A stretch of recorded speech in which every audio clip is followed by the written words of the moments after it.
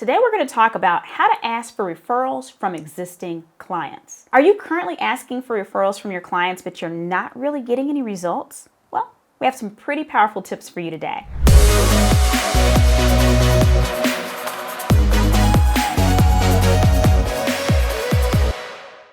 Learn the extra step that will ensure more clients refer you immediately. Gain a simple action item that can help you right now start to get more referrals, and dig into the minds of your customers that would actually help you understand what makes them want to refer you. So let's get started.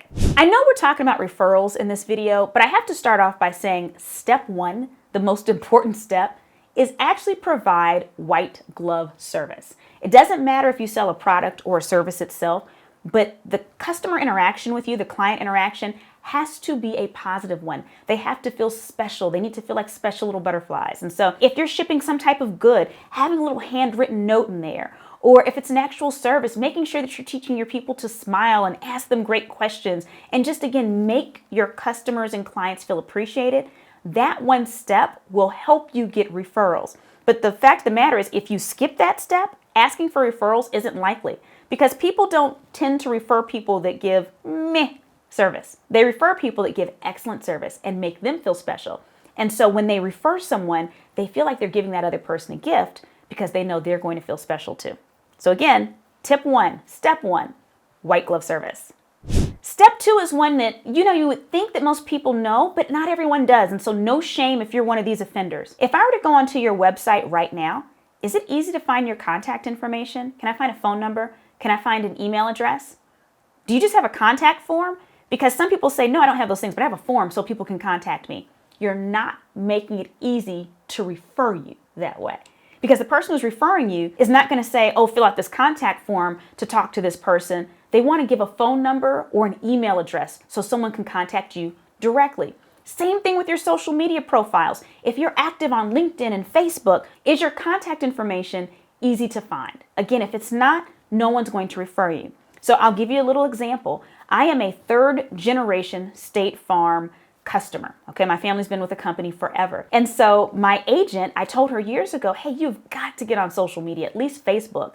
And she always said, oh, nope, I don't have time. Social media is silly, blah, blah, blah. Okay. Well, from time to time, people in my feed would say, hey, I'm mad at my insurance company for XYZ reason. Does anyone have a referral? Do you think I referred my agent? I did not, because she didn't make it easy for me to do it. She wasn't on social media, so I couldn't tag her. When a company's on social media, you can actually write their name with a little @ and it'll lead someone right to their information.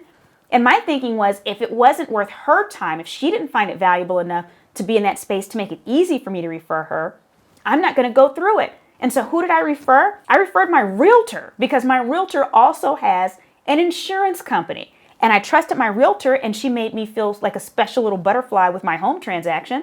And so I started referring her, and I've referred her at least 5 or 6 times on Facebook because my actual insurance agent didn't see the value in being there. If you email people from your business, make sure that you have a signature line where if someone asks for your information, that person who's referring you can just easily go to their emails, copy and paste. If they have to go look for the information, then you're making it hard to refer you. And if you're making it hard to refer you, why should they care more about a referral than you do? The next step is to verbally ask your clients or customers for referrals after they've told you how tickled they are. Are they pleased with your service? Did they love the way that you packaged their product when it arrived to their home and they told you about it? Say, hey, do you have any family or friends that you think might benefit from this as well? Do you have any friends that I can help with this as well? And just be quiet. Oftentimes we fill in gaps because we're nervous. Just be quiet and see what they say. They might say, you know what? Actually, my brother-in-law would be a great client for you. You know what? Let me send him a text message right now. Just be quiet and let them answer that question. Polls vary on this, but on average, about 92% of consumers say that they trust referrals that they get from friends and family specifically. And so, yes, when people see ratings online and everything, that certainly helps us make decisions. But nothing is more trustworthy than a referral from a close friend or family member, because they look at those more as something that's tried and true. In fact, they look at it as a guarantee of your product or services. So with that having been said, when you're asking them to refer their own people, understand that there's no better referral for you, because oftentimes those referrals make you jump through less hoops than someone who's a new prospect who's never heard of you, because they already trust you because they know someone that they trust that is vouched for you. I do have some more juicy tactics for you, but the first thing I have to ask you, we're going to put a little pin in that, a pause. Have you subscribed to this channel yet?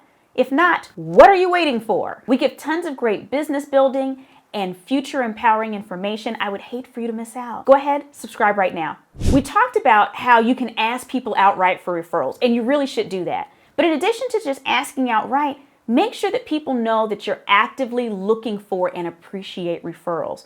Whether that's in your signature line saying the best compliment you can pay me is give me a referral, whether that's signage at your location with a QR code where people can, rate you online or send your information to someone else, make sure that people know that you are actively looking for and appreciating referrals. Now, it's not always appropriate, but when it is, go ahead and incentivize your happy clients and customers to refer more business. And again, depending on your industry, you may or may not be able to do this. But if someone just bought a pair of shoes from you, or someone just came to you for business consulting, offer them some type of discount or goodie or access to something really cool in return for giving you a referral. And obviously, whatever that gift is should be in alignment with the revenue that you're expecting to get from that referral. So if someone refers to you a $100,000 opportunity, obviously the gift that you would give them is very different than if they refer to you a $30 opportunity. But we have to make sure that we're in legal compliance and that nothing that we do looks like a bribe. It's appreciation, but again, we have to know what's appropriate based on our industry. Lastly, when you get a referral, make sure that you lavish those clients with appreciation so that they know how much you appreciate that referral. That could be a phone call saying, hey, Daryl, I just got off the phone with your sister-in-law and she's signing up, with car insurance with me. Thank you so much for thinking about me. What can I do for you? Just that phone call means a lot. Or maybe it's some type of card you send them. Now, I'm going to say something that might ruffle little feathers, but just work with me here. I am not a huge fan of bombarding people with our logos and our branding. If we send someone a gift that is branded with our company, so some type of notebook or pens or whatever, even if they're expensive, if they have our logo on it, that is not a gift. That is a tchotchke. If it has their name on it, that's a gift. Think about the gifts that you give in your personal life. You think about if you have a mate or a family member. Let's say you have a younger sister. Could you imagine her giving you a journal that you've been wanting, but her name is etched on it? That's awkward and weird. That's not a gift. Well, what's interesting is if we think about the psychology behind it, it's not that different in a business environment. If someone's logo is on it, that's a marketing tool. Again, it's a tchotchke. And so when you're lavishing your clients with that appreciation, reflect them back at themselves. If you know they have an interest in wine, maybe get them wine glasses with their last name etched on it. One of my favorite resources for customized gifts is Etsy, ETSY. You might want to go check them out. There's so many customized gifts you can send to people. And again, it depends on the level of business that they're bringing you, but making sure that you're giving them something they'll actually appreciate. Your name doesn't have to be on a gift for someone to remember you. In fact, if your name is not on that gift, but it's customized to them or something they really, really want, every time they see that thing, they're going to think about you, just like the gifts you receive in your personal life. Again, we do not have to bang people over the head with our logo and our branding. What we really want to program into them is the fact that we care about them, we're listening, and we're here to serve them. Now, when we talk about serving other people, we're thinking about how we want to grow our businesses in the future. We're showing this appreciation. We're asking for referrals because at the end of the day, we're planning for the next few years. We want to make sure we have business. We're filling that pipeline. So if you're interested in the future, what you'll notice is in the description of this video, there's a link to download my Future Ready Playbook. It is chock full of all kinds of activities and information that's going to help you plan more strategically for the future, whether that's in your personal life or for your business. And so make sure that you go right now to the description and download your copy.